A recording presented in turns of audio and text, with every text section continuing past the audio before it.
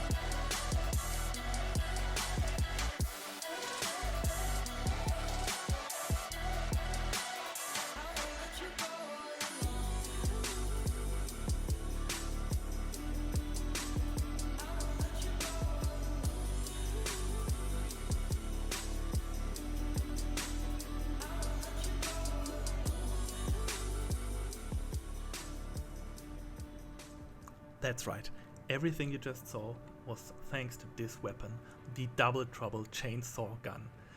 Invincible Rummy, the guy you laughed at, the guy who just charges at you trying to hit you, might just wield one of the strongest weapons in the entire game. And this is this one, the Double Trouble Chainsaw. The stats really don't look that impressive. The charge attack with a mere 2400 damage, but this is not reflective of what it does at all. What we really have here is the direct hit adjustment, which is the single highest direct hit adjustment with 270, and it's just insane, as you just saw, able to do 11k damage, and it's just an insane weapon. And not only does this gun do amazing damage when the enemy is already stunned, no, the best thing about this weapon is that every single time you start attacking any enemy with this chainsaw and just hit the charge attack, it will always be 100% be stunned. So whenever you catch an enemy off guard, it will always be stunned and ready to be demolished by your needle guns. Okay, so there are two ways to do this combo. The first starts with the chain gun. You go in with the chain gun, get the enemy stunned, refresh the stun with the shotgun, and then boom, hit both of the needle guns to destroy the enemy. The other combo that you normally go for is actually try to get the stun with the needle guns first, and the moment you get the stun, you hit your shotgun to reset the stun, and then go in with your chainsaw for massive damage. And as you can see, the AC, it just gets blown up instantly. He doesn't even have enough health to sustain this amount of damage. So even if you look at something like an MT, like this guy, the combo is extremely similar and just the same thing. You start with the needle gun, get the stun with the shotgun, and you just go in with your chainsaw and just demolish any MT you will ever encounter in the game. Or you start with the chain gun, get the chainsaw hit, boom, stun it, reset with the shotgun, hit the needle hit, and the guy just dies. So, what do we need to make this build work actually? Well, of course, first of all, you need the Double Trouble Chainsaw, and I will show you right now where you can get it. You can get the Double Trouble Chainsaw weapon in Chapter 3 right before you do the Chapter 3 end boss at the mission Eliminate Honest Brute. So all you do is you jump into this mission. This is the starting area, and what you want to do is just go straight down here. Welcome follow the marker It's a delight to enjoy the company of a visitor from so far away. down to this area. Brute. We're here to take back what you stole from us. Then you go down to this area, Oh heavens. right to the next marker. Carlos. You could kill the enemies here or get stunned like me. He's a friend of mine. Get some money here. You should probably kill all these guys, and then you jump down, just down here to this bridge, and here is the chest. And at this chest is the place where you will get the Double Trouble chainsaw weapon. So now that we have the chainsaw weapon, what else do we need to make this build work? First of all, we need the stun needle launcher VE60SNA, and it's the gun that you will get automatically when you encounter the chapter 3 end boss, and you will be able to buy it for the other shoulder once you've defeated it. If you aren't that far into the game right now, I recommend you just use the Songbird as a replacement until you get there. The Songbird is a relatively similar weapon with good stun capabilities, good damage, but it's just not the same as the needle launcher, and that's mainly due to the direct hit adjustment that you can see right here. If the enemy is stunned, the stun needle launchers do incredible damage with a 225 multiplier compared to the Songbird with only 140. So this thing just deals more than double damage when the enemy is stunned. And if you didn't know, the direct hit adjustment is just simply you can put a percentage sign behind it. The weapon just does 225% damage of its original damage when the enemy is stunned. Then, what else do we need? We need a gun for the right arm, and the gun I chose so far is the Zimmerman shotgun. It's an overused weapon, I would say, but it fits perfectly into this playstyle because you can reset stuns with it. You get some capability of dealing damage from ranged, although it's still pretty short range. But it's a weapon. Honestly, this spot is really open to your interpretation.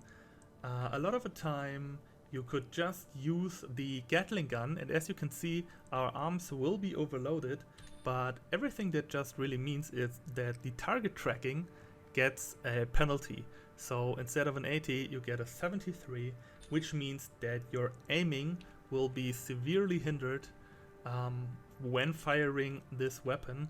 And I think it also kind of penalizes you for the chainsaw when you charge at an enemy. So that's the reason I don't use it, but actually your arms being overburdened isn't that big of a deal. And if you want to run this build and want an easier time to just do missions, the minigun is a perfectly viable option. As I said, everything you will have issues with is that your targeting is a bit slower, but for the normal stationary enemies in the game, that's totally fine.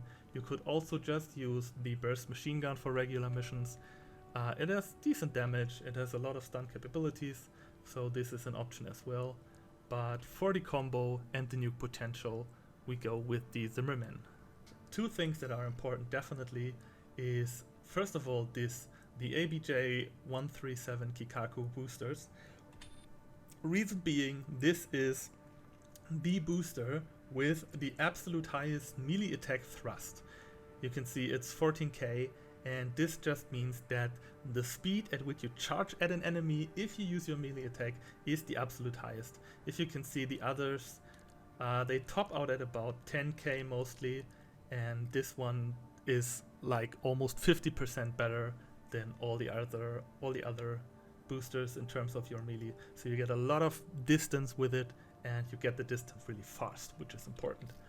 For FCS, I use the IACO1F Ocelus, which is another item you can get in a chest. It's in Chapter 4, Depth 3, I believe. There is a chest there at the end of the way that you have to go until you jump to the middle platform. But if you don't have that yet, you should just use the FC006 Abbott. And all we really care about for FCS is the close range assist at a 83 or 90 respectively, and this is all we care about. We always want to be within 130 meters to our enemy to get the shotgun hit off, to hit them with the melee, and to really get the needle guns into the enemy's face. So we want to get in there, and this helps tremendously with that.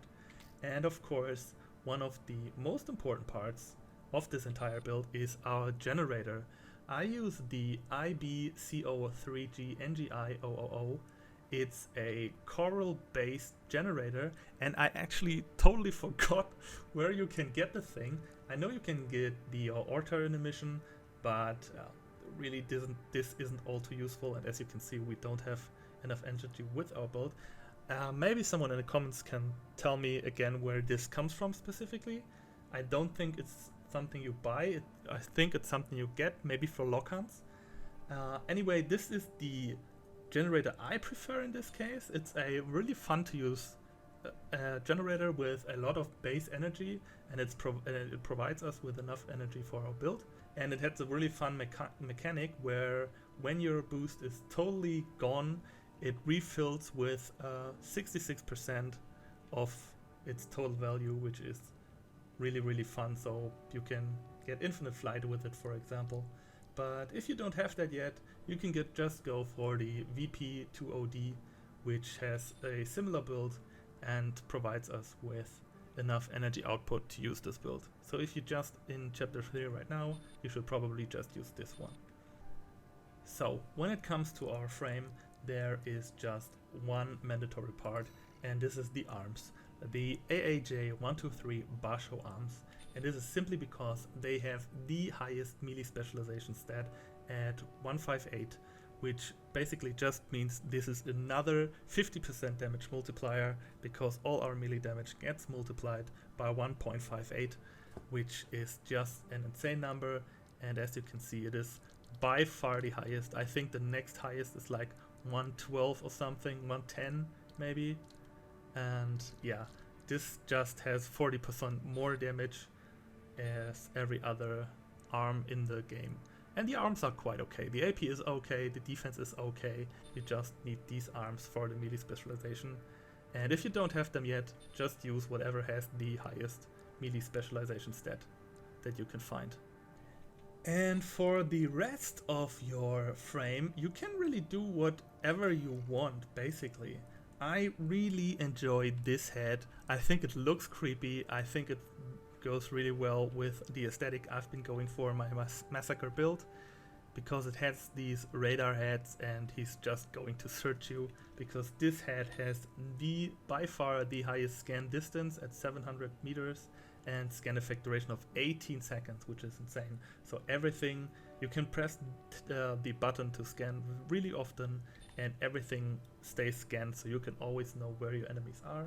If you want to be a little more defensive, I think you should always go with the HDO33M Varel helmet, which I think looks fine too. Kind of looks like a spider head, which is also quite nice. In comparison, it has a little bit more AP, a little bit more defenses, and a tiny bit of attitude stability, and you trade this off for worse scanning, which is still okay scanning. So this would be the more tanky options. I just prefer the other a bit more. When it comes to your leg parts, there are, in my opinion, 3 viable options here. You can either go extremely lightweight with the Mindbeater reverse joint jump legs, like what I did here with this build, and I think is my favorite option. You can also go with the spring chicken legs, which are a lot more tanky, a bit more stable, and gives you the option to equip a tankier core as well. Or you can go with the LG033M Varel quad legs. These spider legs are insane if you want to do arena, if you want to go into PvP. I think this is one of the best leg parts you can equip in PvP in general, and just look at this attitude stability, is just insane. It is 1.4k stability, which makes you so hard to stun, very strong against boss fights as well. You cannot be stunned with these legs. You have a lot of AP to work with, a good amount of defense, and of course a good amount of load limit, so you can equip a tankier core as well. So if you want to go with this build into PvP, I think this should be the legs of your choice.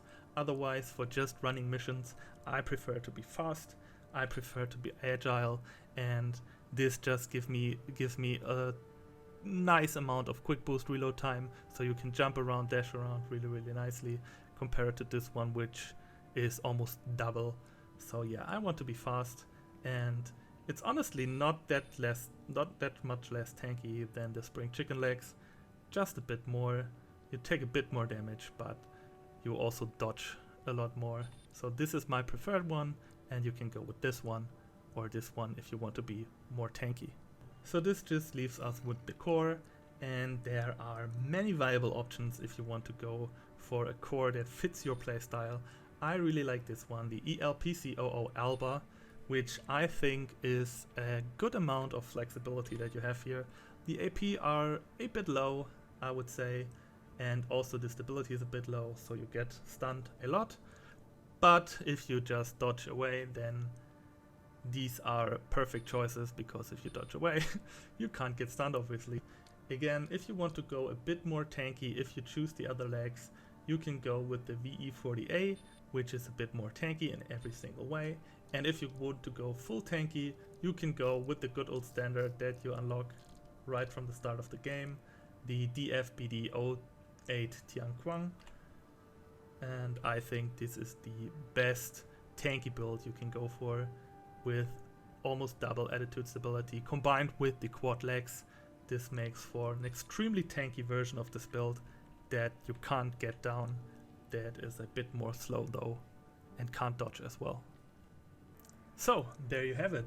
This is my Massacre build that I put together using the Double Trouble chainsaw and the needle gun to do tremendous amount of damage. This is my fashion for it. If you want, I put a link to it down in the description. And yeah, I think it looks kinda creepy, kinda cool. I imagine he's just that guy that stalks you and likes to kill stuff and rip other ACs apart. As you can see, his complete left arm is covered in rust, because I imagine he thrusts his chainsaw into enemies so much that it gets filled with oils and acids and therefore starts to corrode completely. And this is why this arm looks even more tarnished than all of the rest. And I think it's really cool that you can do so much in this game with the visuals. So this is my Massacre guide. Thank you guys so much for watching. I hope you like this build. I hope you will get a lot of enjoyment out of it. I hope it will help you to conquer some of the harder missions. This build is totally able to defeat every boss in the game. It can completely negate some of the boss encounters.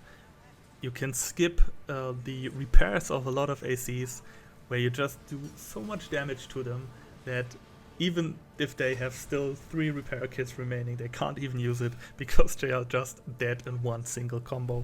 Anyway guys, this is it for this video. I hope you have a wonderful day. You get a lot of enjoyment and fun out of this build. You have a lot of success with it. Overcome some boss that you might have struggled with, or get that S rank that you still need in that one mission. This build is incredible. It is so much fun, and I think this is a weapon that a lot of people slept on, and I hope until now. And you can show everyone what this weapon is truly capable of, and that invincible Rami's dream can live on in all of you guys. See ya!